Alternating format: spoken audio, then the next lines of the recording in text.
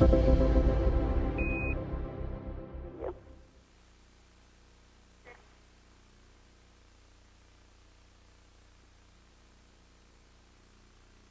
CDR, you got to go to close the cabin vent valves per your checklist. Houston, flight in work. Houston, flight NTD 212. NTD Houston flight on 212, go ahead. Ready for step 1051, perform VFS pre-flight uplink loading. A copy, we will put that step in work. T-minus 14 minutes and counting. NTD, GOIS, clear to ground 1.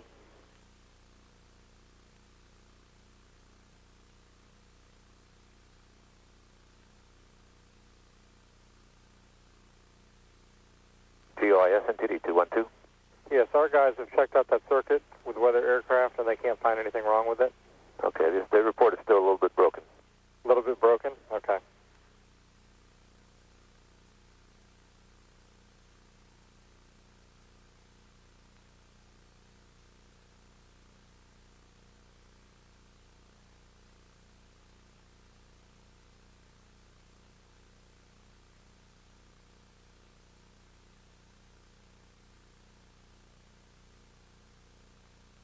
OTC CDR, closed vent valve is complete. Copy. TC, that's 953. We're at T-minus 12 minutes, 57 seconds and counting. Everything continuing to proceed normally. Contingency, abort yaw steer per your checklist. In work.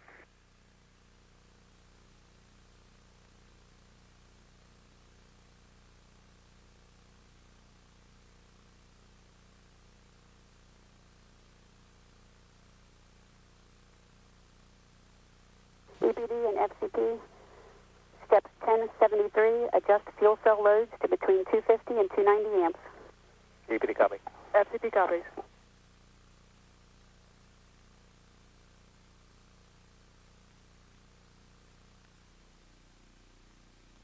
OTC CDR, horizontal sit config and config contingency abort yaw steer are complete. Copy that. And PLT, perform NPS helium reconfig. PLT in work.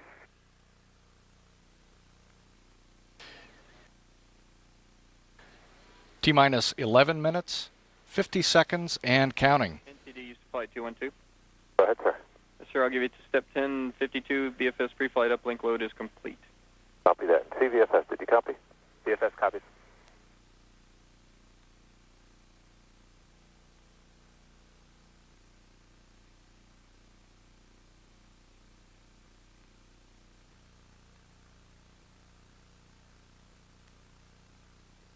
Go ahead, sir.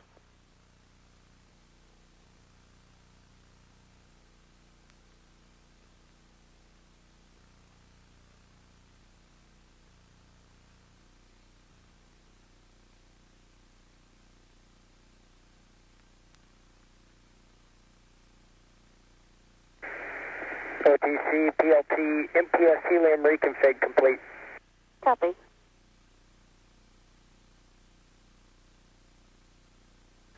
We're at T-minus 10 minutes, 50 seconds and counting.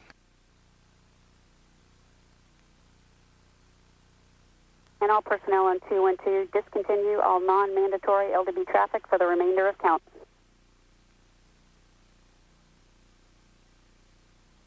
TC, that's 1081. I copy. PAC console and safety console entity. PAC. NTD, safety console, go ahead. Yeah, I can give you step 1065, close out cruise at AB11. Copy, 1065. And PAC copies. And safety with that, I believe 1066 is complete at this point. Affirmative, sir. We can verify 1066. Copy, all non-essentials are clear of the LBA. STM entity. STM. Terminate video tracking for step 1067. Copy. T-minus 9 minutes, 55 seconds and counting. The closeout crew is back at the AB11 roadblock where they could return to the pad if needed. SRO entity. I'll give you step 1070. The KAC area is cleared for launch.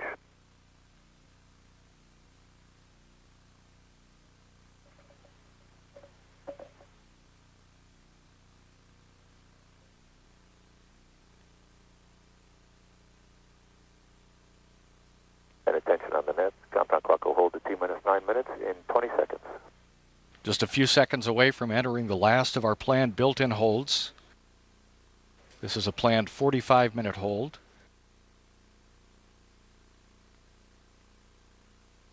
Coming up on the T-minus 9-minute hold. 3, 2, 1. T-minus 9 minutes and holding. We're at T-minus 9 minutes and holding.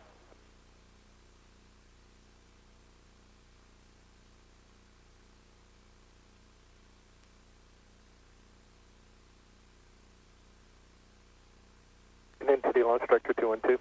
Right, sir. Yes, sir. Houston Flight and I have conferred, and we would like for you to select the preferred in-plane launch time for this launch attempt. Copy, will select preferred. It's firm.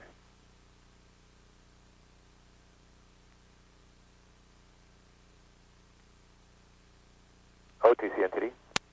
Go ahead. We step 1089, perform the depletion sensor simulated command removal. MTS, CLOX, and CLH OTC. Step 1089, please. MTS copy. CLOX copy. CLH copy. NTD, VFS. Right.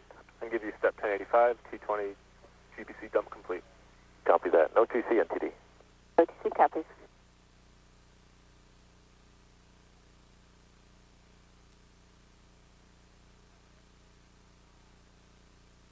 Houston Flight NTD.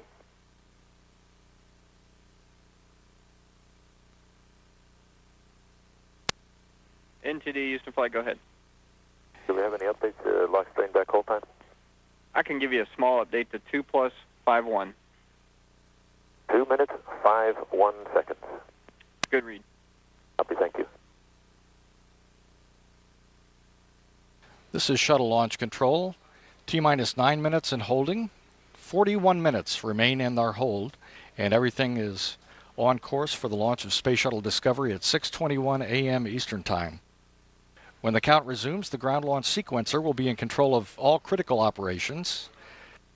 This master computer program will issue all of the commands necessary to perform the final critical tasks required to put the vehicle in the final launch configuration.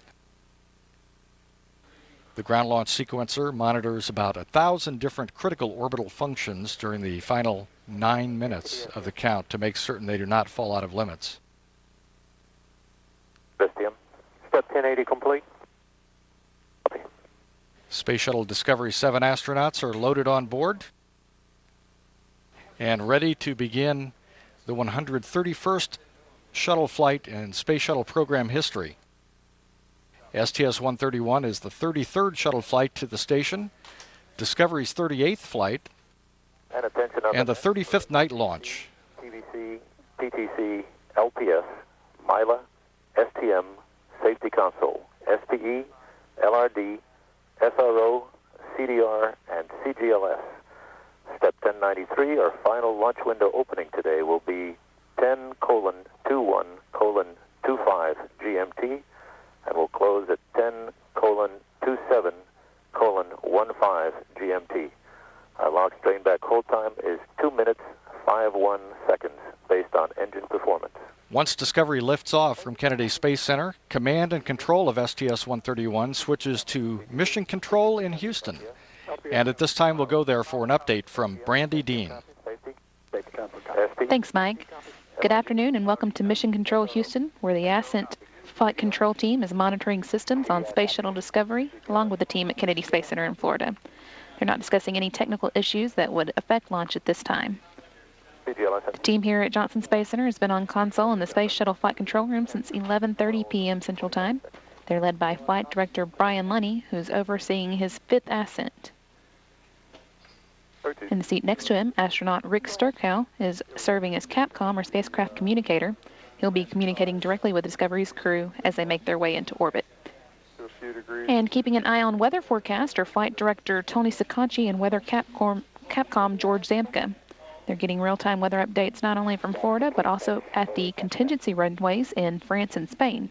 And OFC. Unlike the weather teams in Florida, they're looking not at the forecast for the time of launch, but at forecasts following launch to make sure conditions would be safe for an emergency landing at Kennedy Space Center or the landing sites across the Atlantic should any of them be needed. Luckily, the good weather currently forecast for launch should hold through the abort landing times. The primary transoceanic abort landing site today is Zaragoza in Spain, with an alternate runway also available in Morón, Spain, if necessary. The weather in Istris, France is currently forecast as no-go due to high winds. Just down the hallway here in the Mission Control Center is a space station flight control room where Flight Director Scott Stover is overseeing operations with help from Capcom Jim Kelly. The newly expanded International Space Station Expedition 23 crew is more than halfway through their first full day together.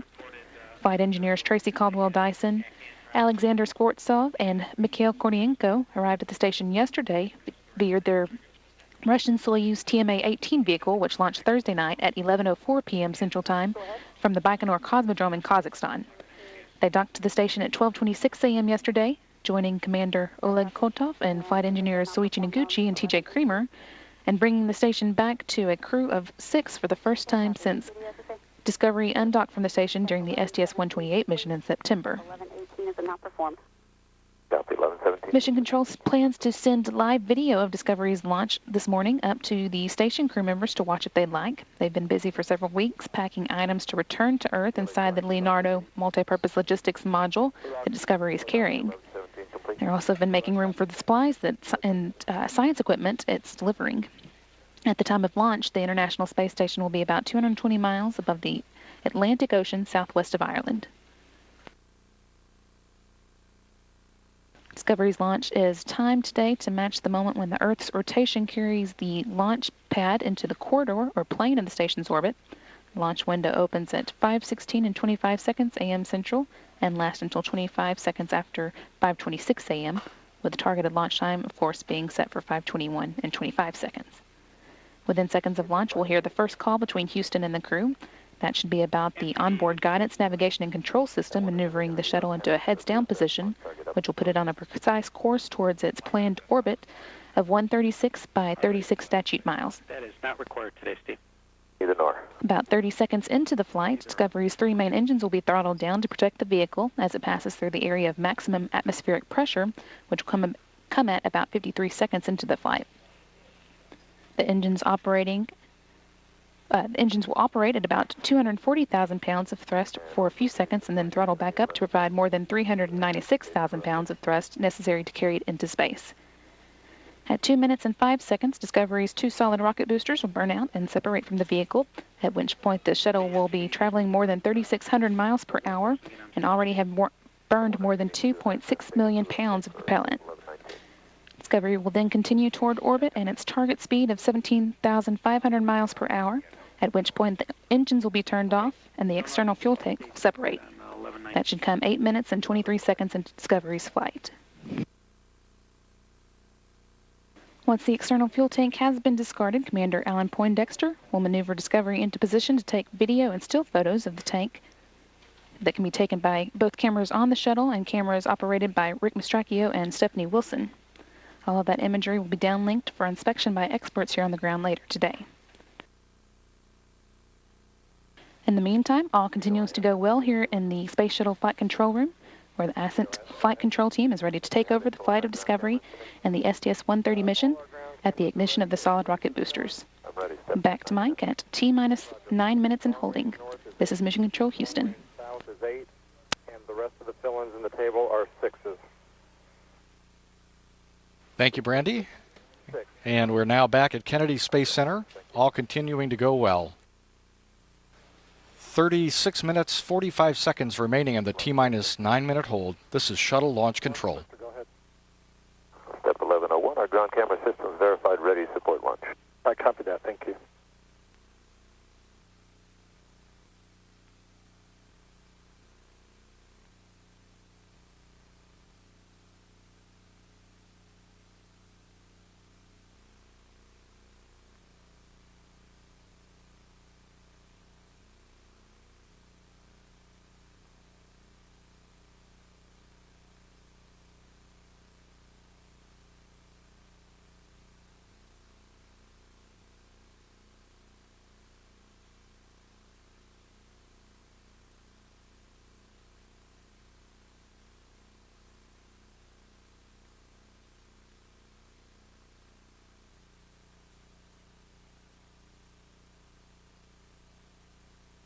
This is Shuttle Launch Control at T-minus 9 minutes and holding.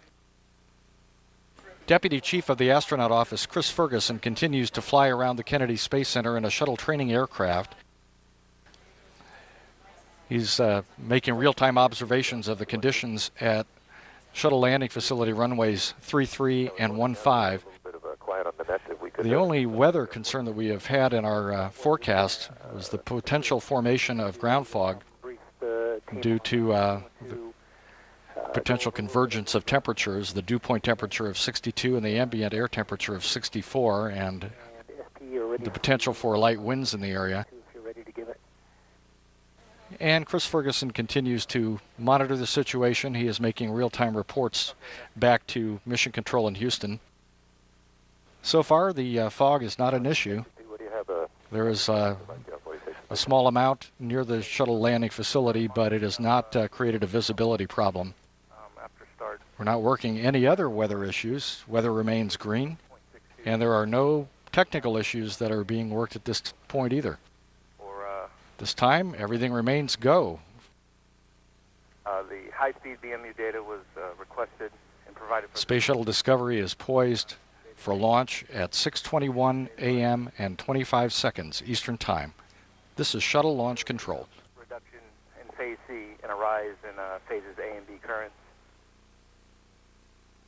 And at the conclusion of the initial event, all three phases return to baseline. Additionally, during the fuel cell performance cal,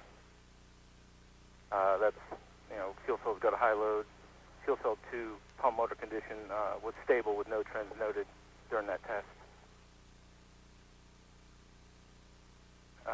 We just went to high loads at T-minus 12 minutes, and we're still remaining stable with no significant change at all.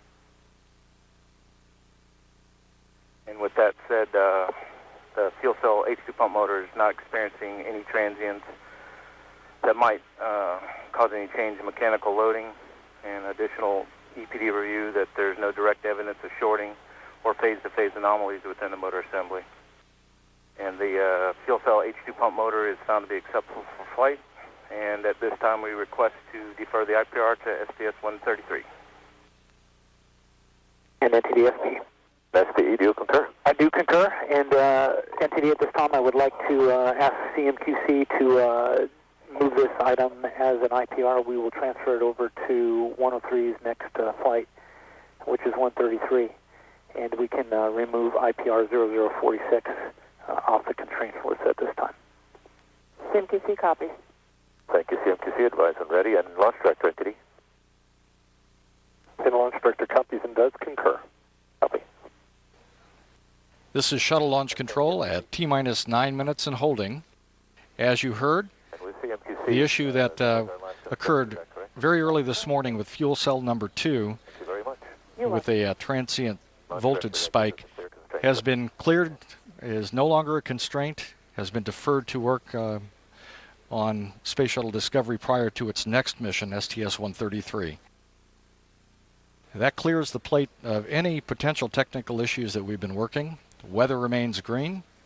We have 32 minutes, 7 seconds remaining in this hold, scheduled for an on-time liftoff at 6:21 a.m. Eastern Time. This is Shuttle Launch Control.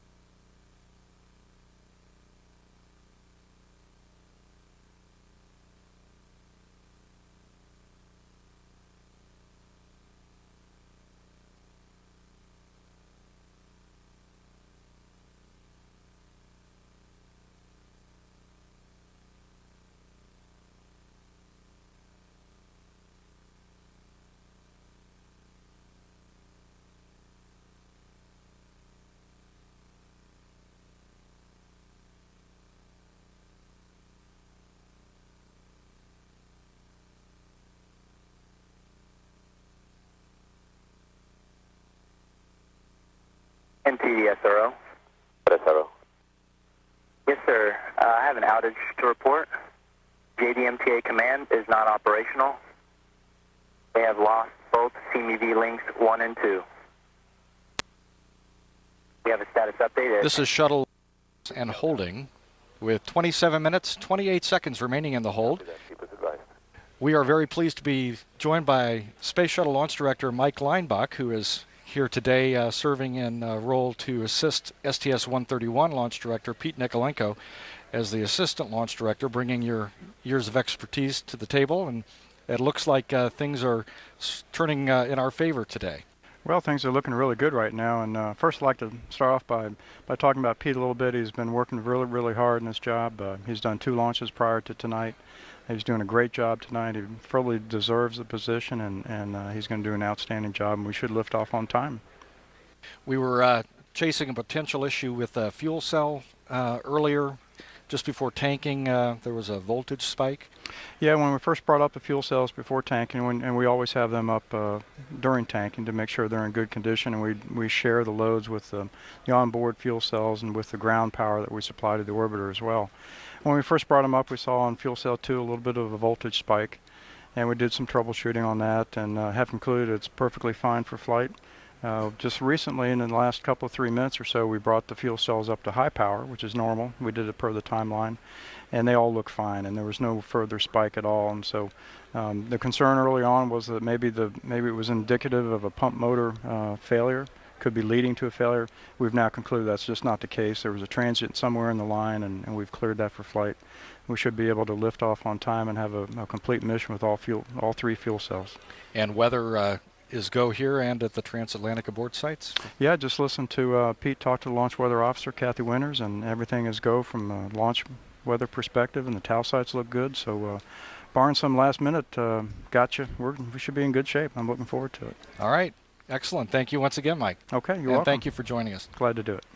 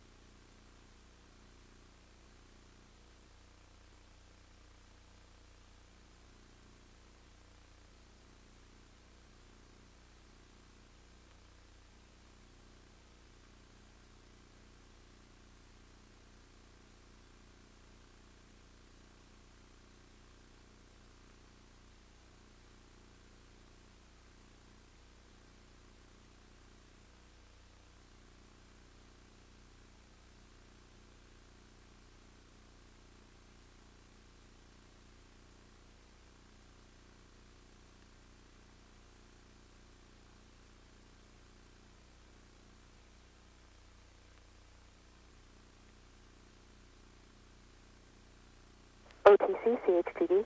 Go ahead. I can give you step 1143. Confidence checks complete. Copy.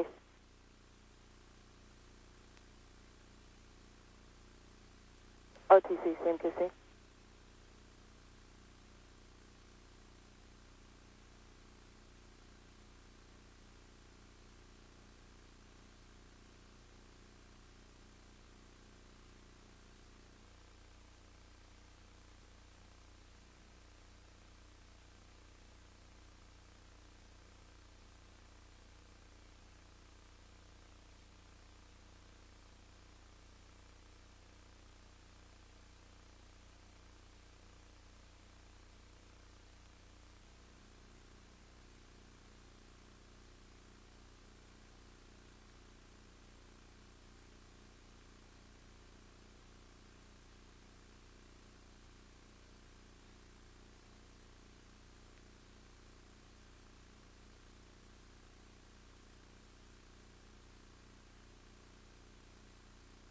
OTC PVD. Go ahead. I can give you step 1126 with a not performed on 1124. Copy.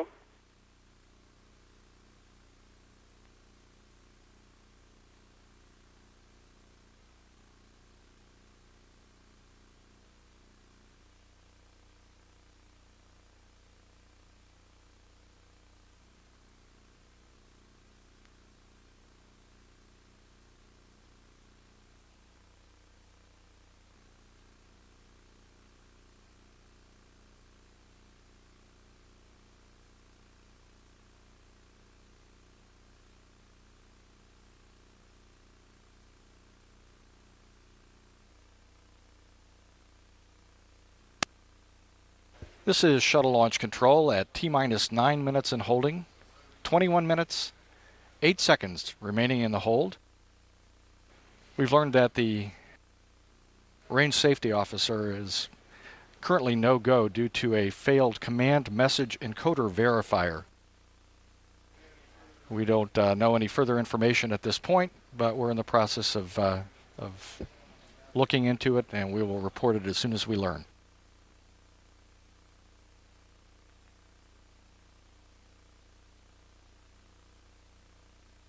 There are no other technical issues in play, and weather remains go.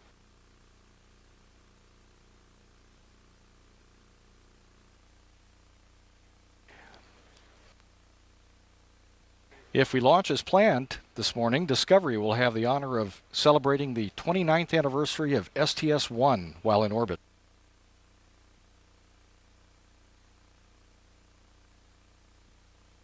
Space Shuttle Columbia launched on April 12, 1981.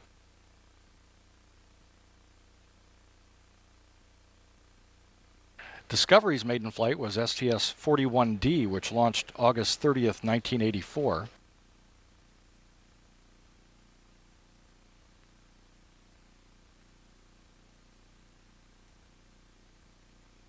And Discovery is the veteran of the shuttle fleet.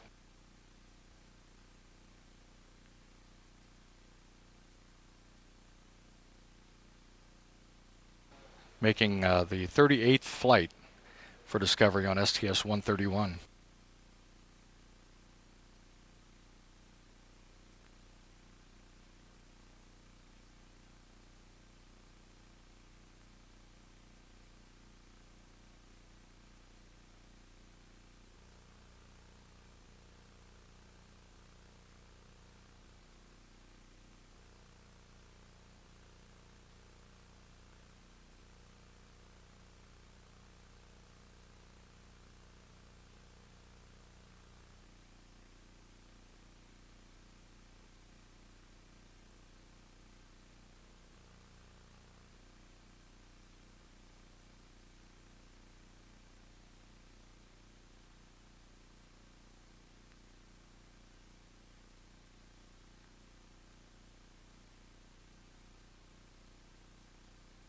Repeating what we said a little while ago, the Eastern Range currently is no-go for launch due to a failed command message encoder verifier. That was the initial report, and we are in the process of gathering further information to find out whether or not that could be an impact to our launch attempt this morning.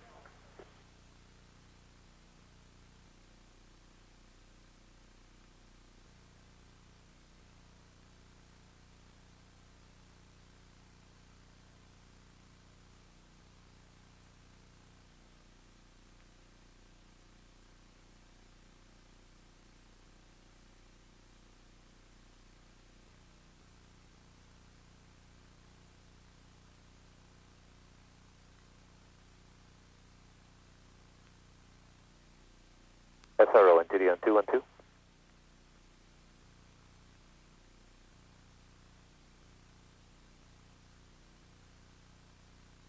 SRO, NTD on 212.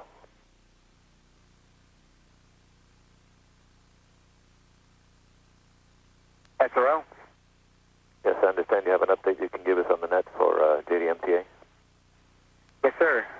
JDMTA command is now partially operational. String 2 is up and working. However, string 1 is not committed. Range status is go. After that, any hope of getting string 1 back? Not at this time. Okay, we'll live with string 2. Copy that. This is Shuttle Launch Control with good news from the Range Safety Officer to NASA Test Director Steve Payne. We are go.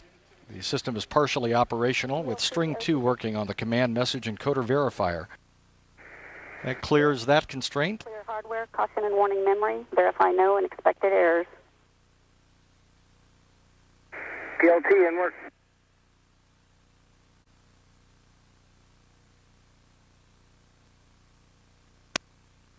Several polls are normally taken at this time during the 9-minute hold to verify that the team is ready to proceed with launch.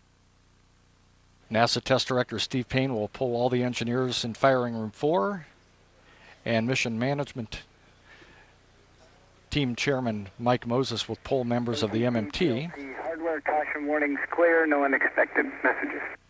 Copy that, QC 1108 through 1110 complete.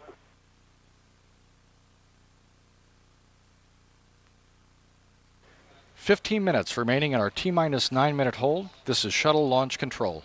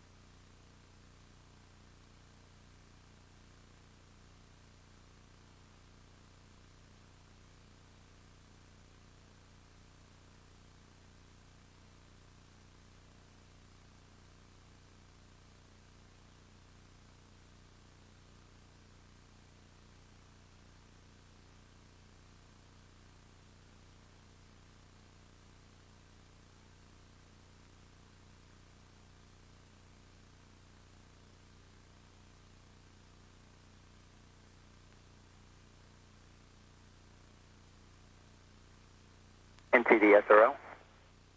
SRO? Yes, sir, I'm trying to contact you on the VDL. Copy, we'll check it out.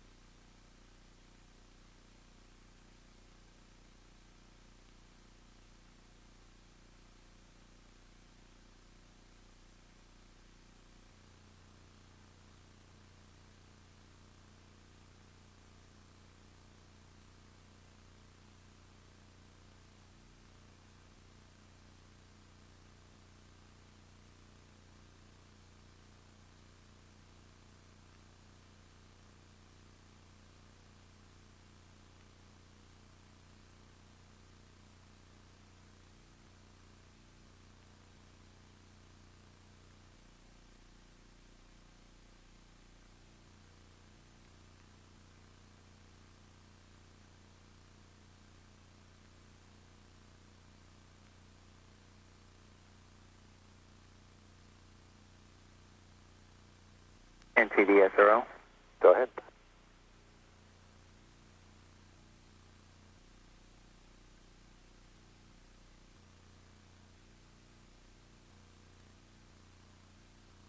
SRO, you called?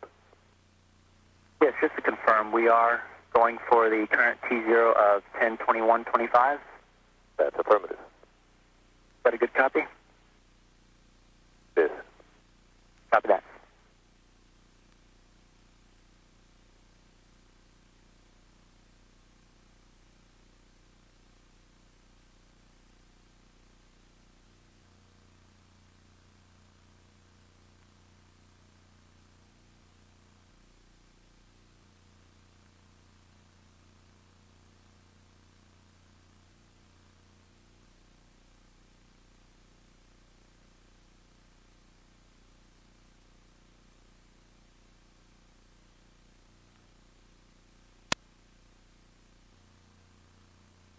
This is shuttle launch control at T-minus 9 minutes and holding.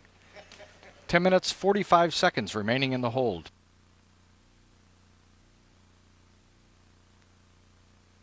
All systems are go. Weather is green. No concerns at this point. We're on target for a liftoff of Space Shuttle Discovery to begin STS-131 at 6:21 a.m. and 25 seconds. NTD SRO. Go ahead. We will be extending our built-in holds.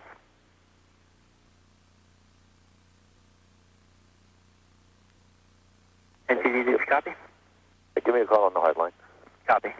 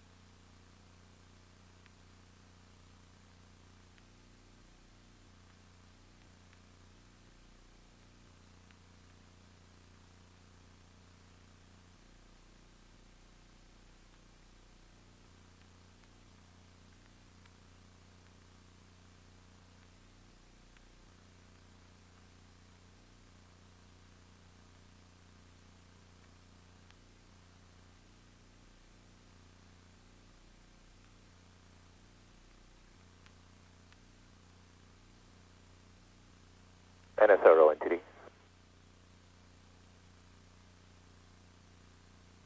SRO NTD 212. SRO? Okay, understand you're extending your hold to sync up with our preferred launch. That's a good copy, sir. Copy, thank you.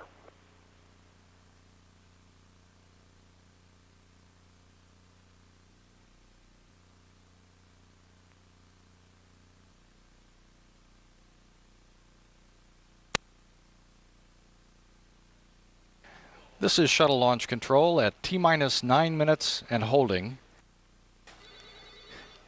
8 minutes, 25 seconds remain in the hold. And as Space Shuttle Discovery prepares for launch, the International Space Station, traveling about 220 miles above the Earth, is on a 51.6 degree inclination to the equator. The shuttle launch time is based on the time that the Earth's rotation carries Kennedy Space Center's launch pad into the plane of the space station's orbit. And right now, as we speak, the space station is approaching Kennedy.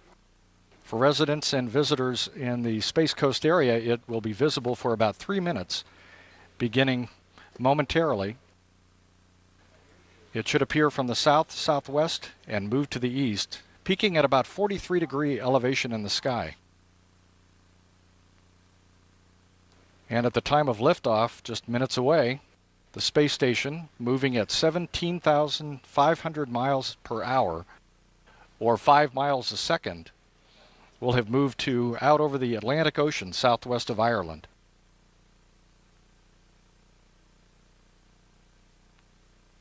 Mission Control in Houston is sending NASA television to the members of the space station crew so they can watch the launch of Space Shuttle Discovery. SRO.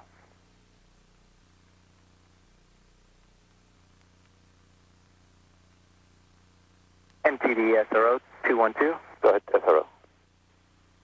Range is go for countdown resumption, and T0 range status is go for launch. What's your status for the new T0? We're go. Copy.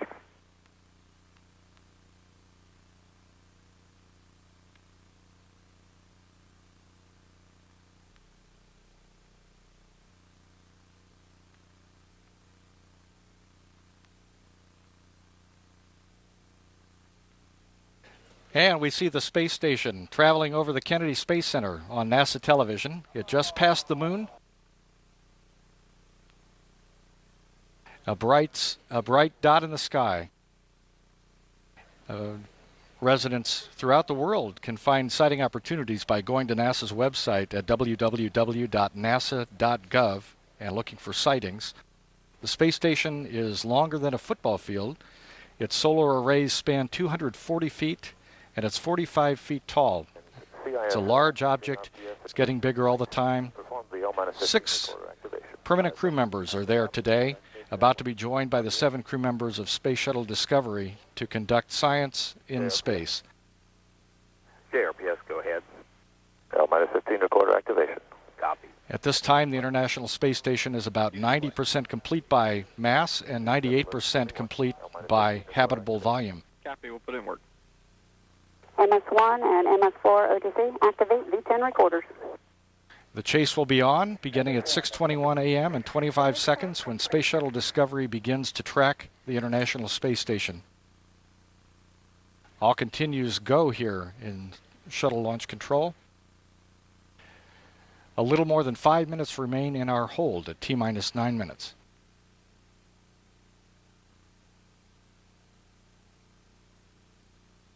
A beautiful sight for residents in the Central Florida and Space Coast area watching the International Space Station pass overhead. The station is visible when it is dark on the ground and sunlight is illuminating altitude. This is, of course, before sunrise and after sunset. And go for launch. OTC? OTC is go. TBC? TBC is go. PTC? PTC is go. LPS? LPS is go. Houston flight? Houston flight is go. Mila? Milo's go. STM? STM is go. Safety console? Safety consoles go. SPE? SP is go. LRD? LRD is go. SRO? This is SRO, please stand by. And CDR? Discovery is go.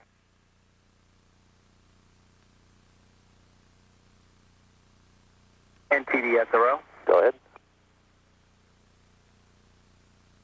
Go ahead, SRO. SRO is go. You have range clear to launch.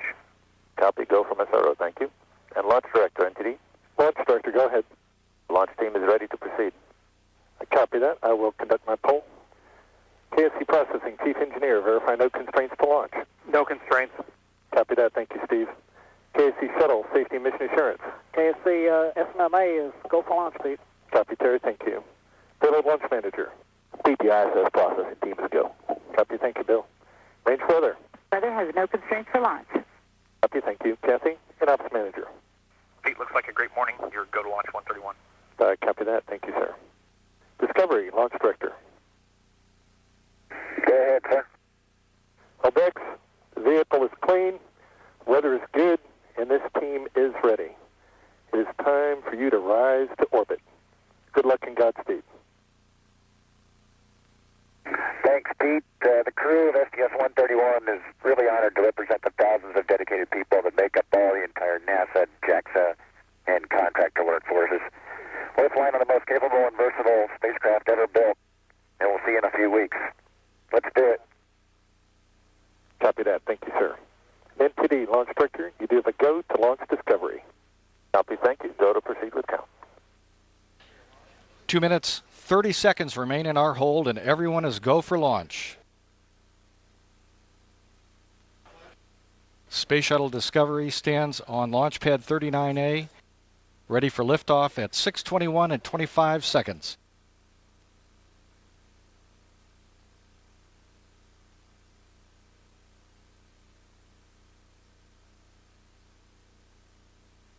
And attention on the net. The countdown clock will start in 2 minutes. Mark.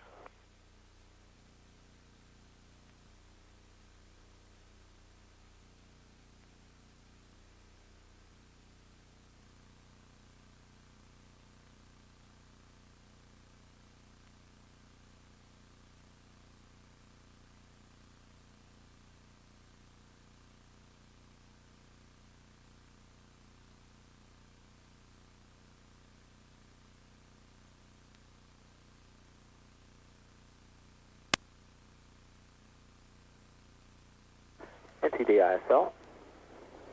Go ahead. I can give you step 1123, recorder activation complete. Copy.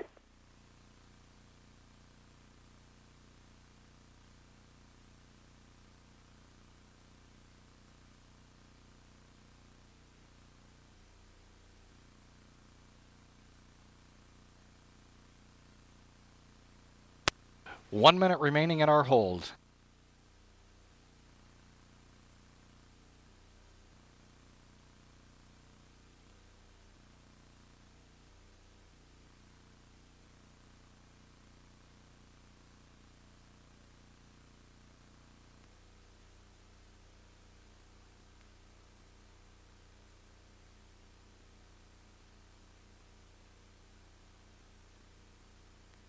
Thirty seconds remaining in our hold at T-minus 9 minutes.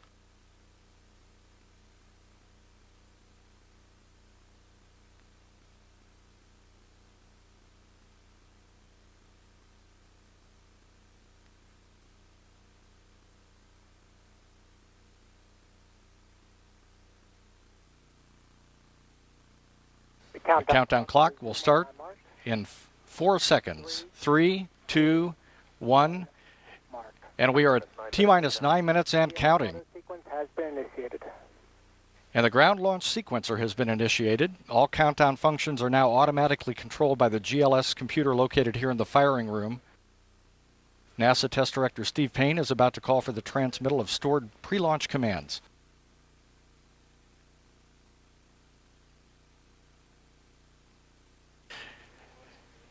At T-minus 31 seconds, the ground launch sequencer will issue a command to Discovery's onboard general purpose computer redundant set launch sequencer, or RSLS software. The command Go for auto sequence start enables the RSLS to reconfigure certain onboard systems for launch.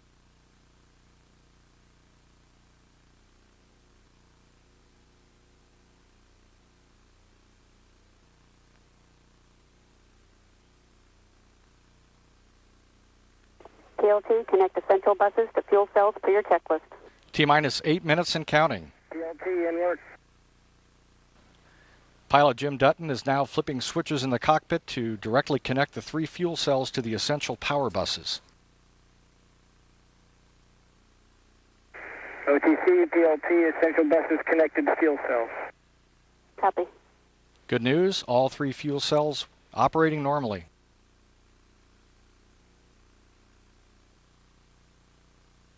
T-minus 7 minutes, 30 seconds. Go for orbiter access arm retract. And Discovery, OTC, it's time to light up the skies on your mission to expand scientific research on the International Space Station for the last rookies to ride a shuttle. This vehicle is about to go 17,000 miles per hour. Enjoy your ride. Discovery copies. Thanks a lot. Best wishes from Orbiter Test Conductor Lori Sally to the crew of Space Shuttle Discovery. T-minus 7 minutes and counting. The orbiter access arm has been retracted away from Discovery. This is the walkway used by the crew to gain entry into and out of the shuttle, and it can be returned to position within seconds should it become necessary.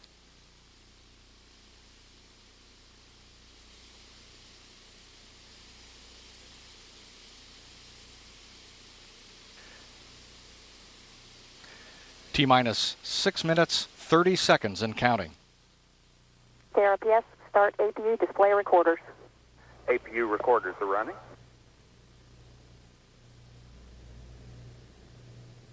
TLT, perform APU pre-start.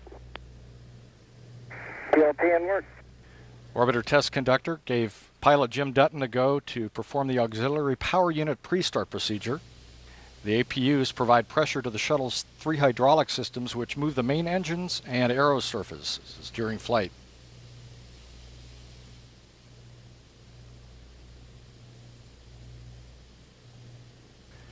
T-minus 5 minutes, 50 seconds and counting. OTC, TLT, APU pre-starts complete. 3 gray pack mix. Copy. Everything normal with the APU pre-start.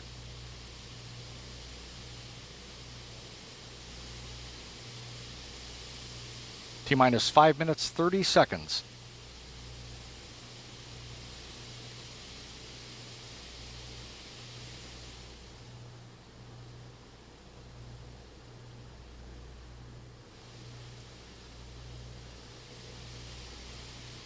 T-minus 5 minutes, 10 seconds and counting. APU activation will come in just a few seconds. T-minus 5 minutes and counting. TLS is go for orbiter APU start. TLT, perform APU start. TLT inward. The launch team has terminated liquid oxygen replenished to the external tank and is now initiating LOX drain back. OTC CDR heater reconfig is complete.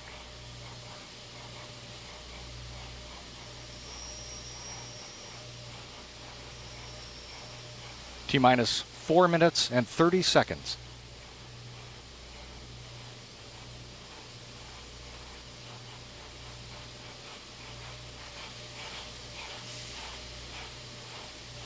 OTC TLT APU start is complete.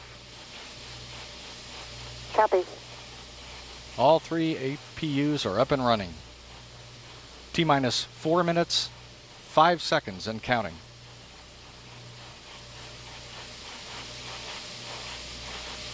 TLS is go for purge sequence 4.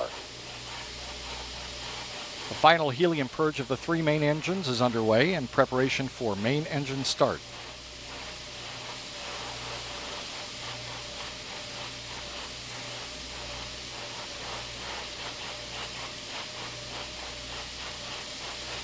The final test of the flight control surfaces is being conducted. This is a programmed pattern of movements designed to verify the readiness for launch of all the flight control surfaces, the elevons, speed brakes, and rudder. And the main engines are being gimbaled through a pre-programmed series of maneuvers as a final test before launch. T-minus 3 minutes, 15 seconds and counting.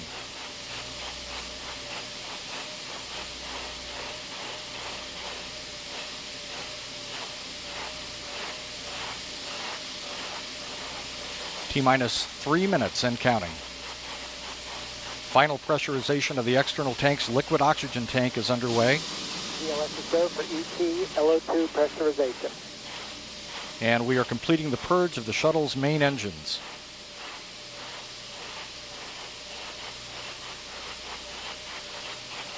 T-minus 2 minutes, 39 seconds and counting. TLT, clear caution and warning memory. Verify no unexpected errors. TLT inward. And the gaseous oxygen vent hood, or beanie cap, is being retracted away from the top of the external tank. T-minus 2 minutes, 20 seconds and counting.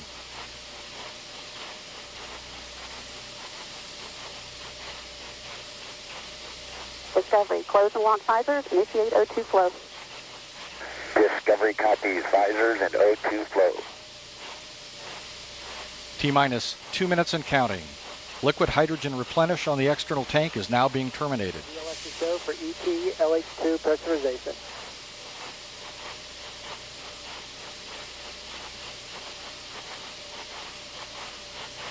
T-minus 1 minute, 44 seconds and counting.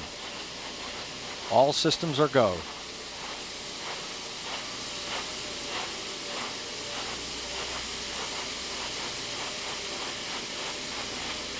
One minute, 30 seconds. 90 seconds away from the launch of Space Shuttle Discovery.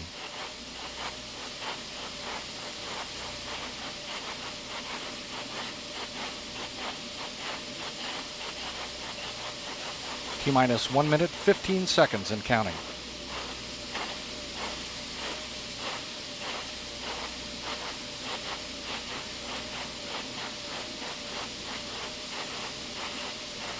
T-minus 1 minute. 1 minute.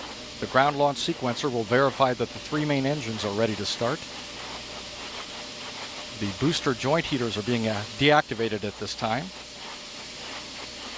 We're transferring to orbiter internal power. Discovery is now running off of its 3 onboard fuel cells. T-minus 38 seconds and counting. Coming up on a go for auto sequence start. TLS is go for auto sequence start. T-minus 25 seconds. Discovery's onboard computers have primary control of the vehicle's critical functions. 20 seconds. 15. T-minus 15 seconds and the sound suppression water system has been activated. 10. We have a go for main engine start. 3 engines up and ready.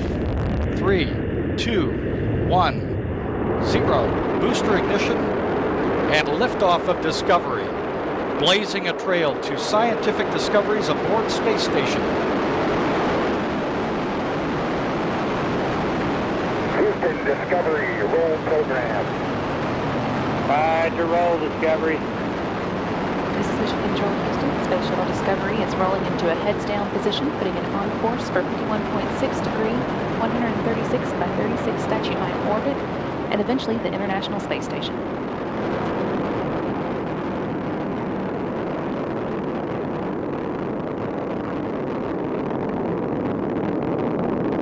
Discovery's 3 liquid-fueled main engines are now throttling down to reduce stress on the shuttle as it travels through the area of maximum dynamic pressure. Discovery is already at an altitude of 4.7 miles or 26,500 feet and traveling. Discovery, go at throttle up. Roger, go at throttle up. Traveling 1,000 miles per hour. Discovery's engines are now throttled back up and performing at full capability.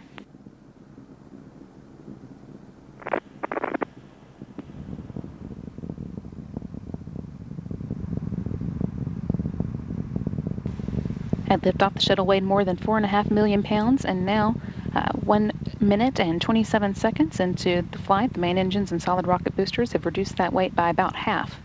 Solid rocket boosters alone are burning 11,000 pounds of propellant per second, and the external tank is now 3,000 pounds lighter than when it began. Discovery is now 21 miles away from its launch pad and 22 miles in altitude, traveling 2,700 miles per hour. All 3 main engines are working just as expected. The 3 fuel cells are generating power, and the 3 auxiliary power units are all producing pressure. In short, everything performing well. 2 minutes and 7 seconds into the STS-131 mission. 103 converged. The booster officer in the Mission Control Center has confirmed the solid rocket booster separation. All systems continuing to function well.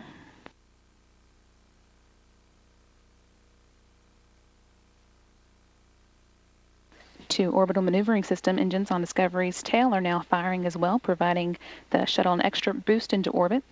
The engine burn will last 1 minute and 44 seconds. Discovery, 2-engine TOW. Discovery copies, 2-engine TOW. That call indicates that Discovery can now reach Morón in Spain should one of the 3 main engines fail. However, all 3 of those main engines are currently working well. 2 minutes and 59 seconds into the flight, and Discovery is now 79 miles away from Kennedy Space Center in Florida, 48 miles in altitude, and traveling at 4,500 miles per hour.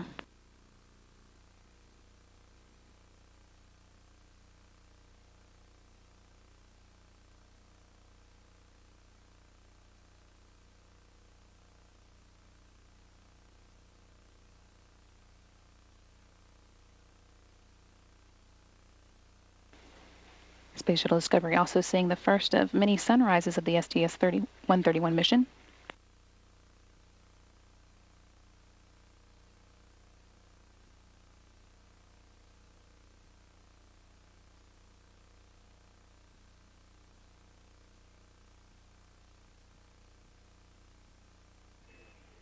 Discovery Houston, you are negative return. Discovery copies, negative return.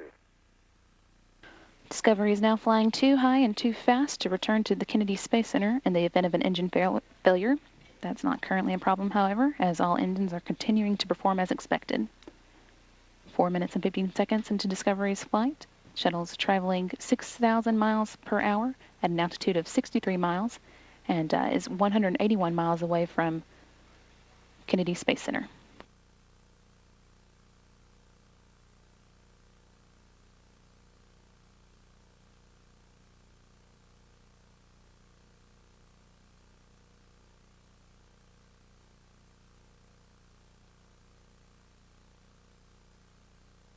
Environmental Systems Officer here in Mission Controls confirmed that the flash evaporator system has been activated to provide cooling to the shuttle system until the shuttle's cargo bay doors open and double as radiators.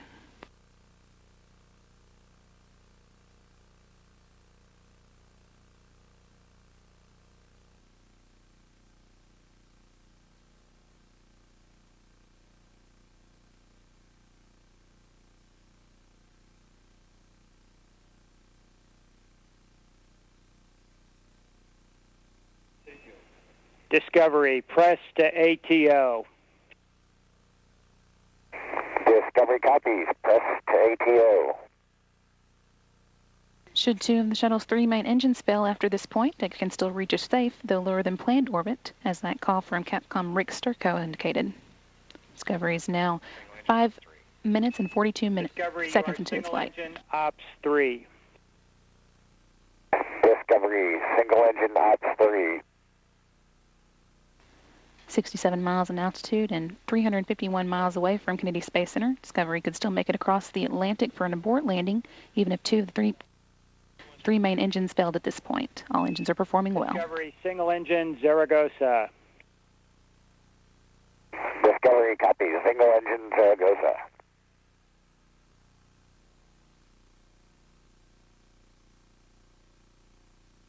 Discovery now flying more than 10,000 miles per hour. 66 miles in altitude and 430 miles away from Kennedy Space Center. Discovery, press to MECO. Discovery copies, press to MECO. And that call indicates that Discovery can reach its planned orbit of 136 by 36 statute miles, even if one of the engines fails. All three engines are still working well, as are the auxiliary power units and the 3 fuel cells.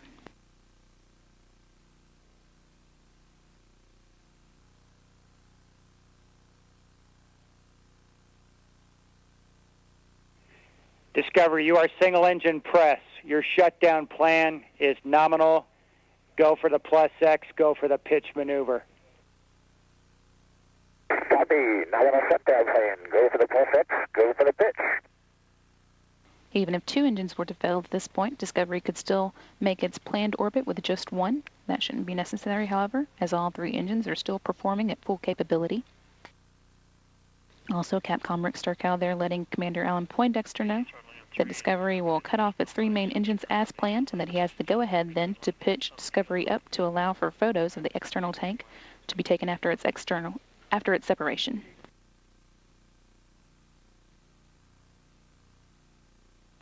Discovery now 7 minutes and 48 seconds into its mission, traveling at 15,000 miles per hour, 63 miles in altitude, and 730 miles downrange from Kennedy Space Center.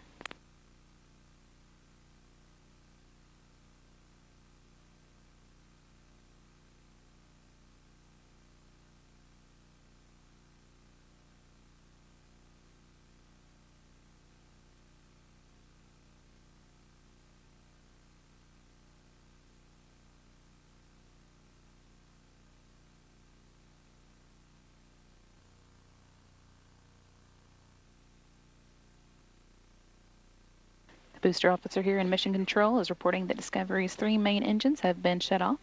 We're now waiting for external tank separation. Discovery Houston, nominal MECO, OHMS 1 is not required. Nominal MECO, OHMS 1 not required. And there is the external tank separation. 8 minutes and 53 seconds into the STS-130 mission. Discovery now safely in orbit, 66 miles above the Earth, and traveling at 17,500 miles per hour. Also 1,065 miles downrange from the Kennedy Space Center.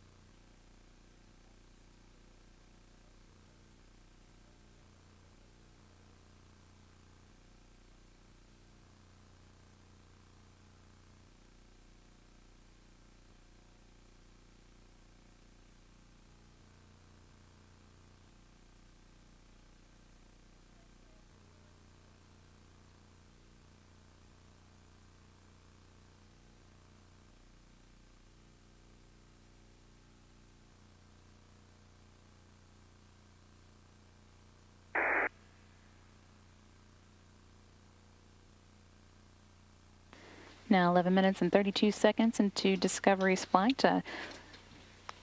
Commander Alan Poindexter is maneuvering the vehicle into position to take some photos of the external tank, now separated from Space Shuttle Discovery.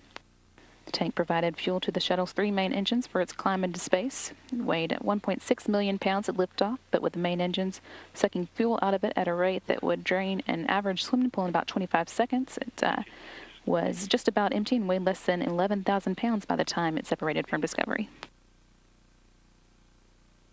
Commander Poindexter is sitting in the front left seat of Discovery's flight deck.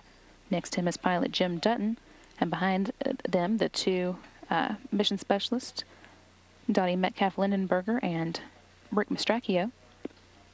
Lindenberger is in the left seat, Mastracchio in the right. The 3 remaining crew members are seated on the shuttle's mid-deck, mission specialist Stephanie Wilson on the left, and mission specialist and Japan Aerospace Exploration Agency astronaut Naoko Yamazaki in the center, and mission specialist Clay Anderson on the right.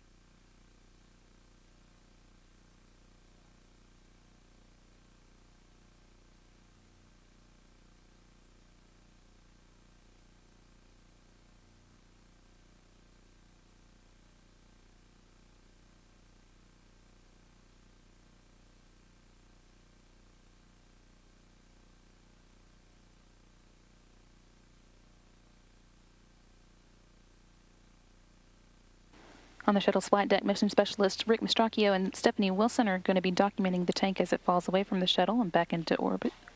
They'll be using both still and video cameras to gather images of the tank to be sent down to experts on the ground for analysis later tonight.